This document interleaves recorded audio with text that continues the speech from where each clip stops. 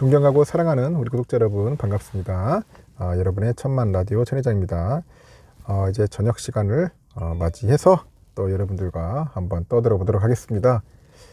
퇴근 다 잘하셨나 모르겠습니다. 퇴근 잘하시고 저녁도 맛있게 드시고 편안하게 쉬십시오. 편안하게 쉬시면 될 것 같습니다. 오늘 장은 나름대로 선방을 했는데 이게 문제는 내일이다. 과연 내일 또 어떨지 상당히 궁금해지네요. 또 환율에 대해서 한번 잠시 얘기도 한번 해볼게요. 지금 보니까 원달러 환율이 장중에 1430원 아래까지 하락을 했지만은 다시 낙폭을 줄이면서 0.1원 하락하는데 이제 그쳐가지고 약보합권에서 이제 마감을 했습니다.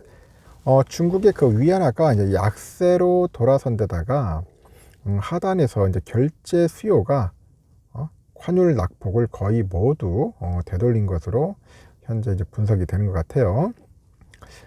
서울 외국환 중계에 보니까 환율은 전 거래일 종가보다 0.1원 정도 하락한 1439.7원에 마감을 했던데 이날 환율은 전일 대비 9.8원 정도 내려서 1430원에 시작한 뒤 오전 중에 1429원까지 떨어지더라고요.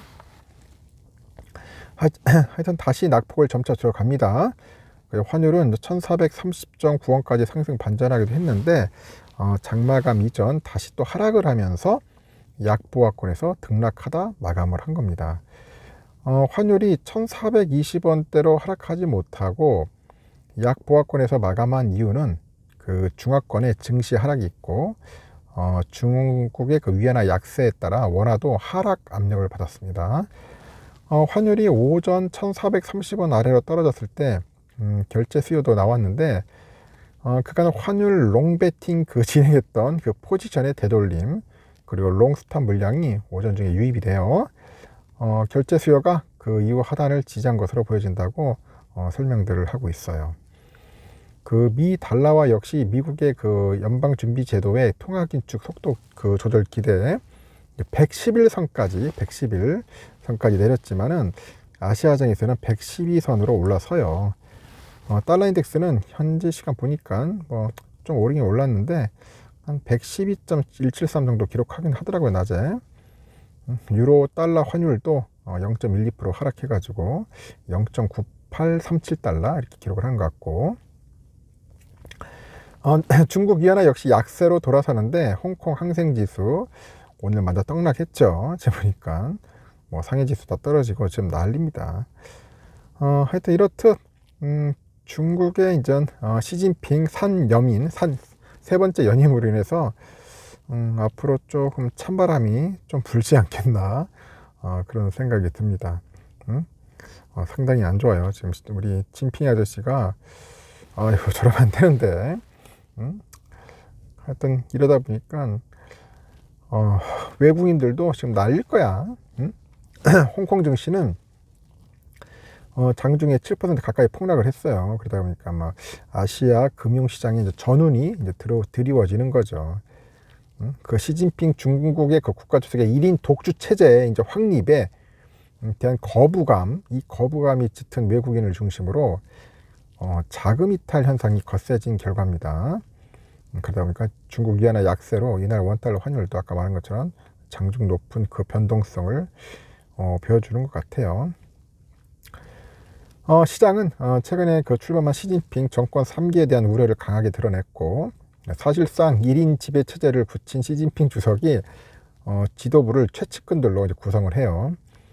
중국의 반시장 정책이 이제 지속될 것이라는 전망이 투자 심리를 어렵게 만들었고 지금 보니까 시장은 시 주석의 권력이 공고해지면서 시장 친화적이지 않는 정책을 무제한 내놓을 수 있음을 우려하고 있다. 실제로 중국은 2020년 알리바바 계열의 그 핀테크 업체죠. 엔트그룹 상장을 중단시키는 등 자국의 빅테크 기업에 대한 전방위 압박을 통해서 다 함께 잘 살자 공동부유 이거를 강조를 합니다. 하여튼 석연치 않은 이유로 경제지표 발표 등이 연기된 점도 시장의 신뢰를 잃은 요인으로 보이겠죠. 중국은 3분기 GDP 성장률이 3.9%, 9월 수출 증가율은 5.7%를 기록을 했다고 합니다. 모두 시장 예상치를 웃돈 결과로 하는데, 당초 중국 통계국은 국가통계국은 18일이죠. GDP 등을 발표할 예정이었는데 사전 예고 없이 일정을 미뤘습니다.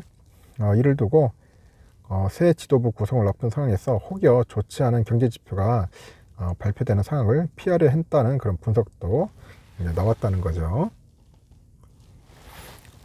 아주 뭐 흥미로운 이야기들입니다. 중국에 관련된 이야기들 앞으로 좀 더 지켜봐야 할 것 같고, 이달 들어서 이제 외국인들이 우리 국내 주식을 대거 사들이고 있는데, 특히 뭐 삼성전자, 하이닉스, LG엔솔 이렇게 대형 수출주에 대한 선호가 이제 강해지다 보니까 상당히 좀 약간 핫해요. 또 증권가에서도 달러당 원화 가치 하락으로 국내 주식의 저평가 매력이 돋보고 있고, 미국의 그 인플레이션 감축법, 그 IRA라고 하죠. 그 수혜에 대한 기대감이 이제 반영된 결과로 분석된다고 합니다. 23일까지 이제 외국인들이 국내 증시에서 총 1조 4,874억 정도를 순매수했고, 지난 8월 국내외 증시가 반짝 상승했던 베어마켓 랠리 기간을 제외하고는 가장 큰 매수다.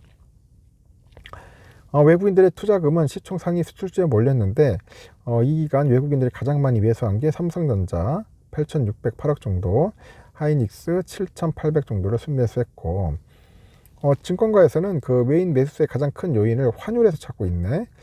달러당 원화 가치가 역사적인 수준으로 낮아진 환율을 고려하면은 10월 말 현재 2,200대를 횡보하고 있는 코스피는 외국인 투자자 입장에서는 훨씬 저렴하다.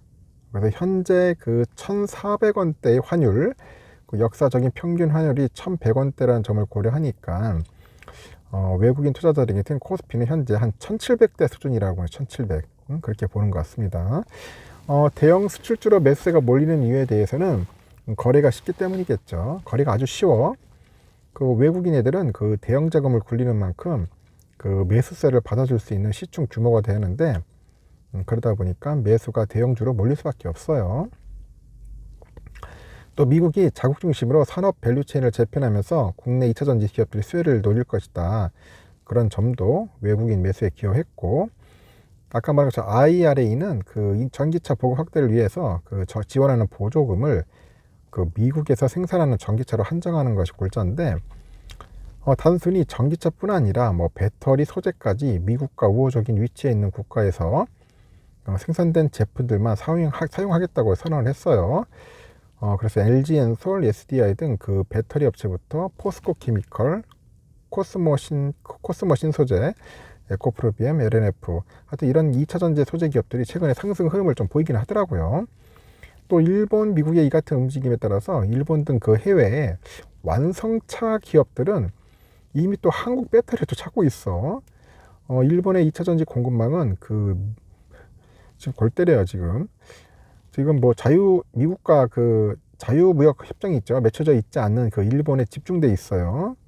이들 기업사에서 LG엔솔의 배터리가 각광받는 배경에 대해 설명하는 것 같은데, 향후 미국에서 IRA 그 요구사항을 충족하기 위해서는 미국과 일본 OEM, 그 한국 2차전지 업체 또는 일본 배터리하고 양극재 중심의 한국 소재 업체 간 협업이 좀 강화되지 않겠나, 그렇게 보는 것 같습니다.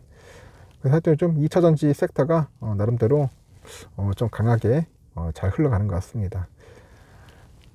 일단 이렇습니다.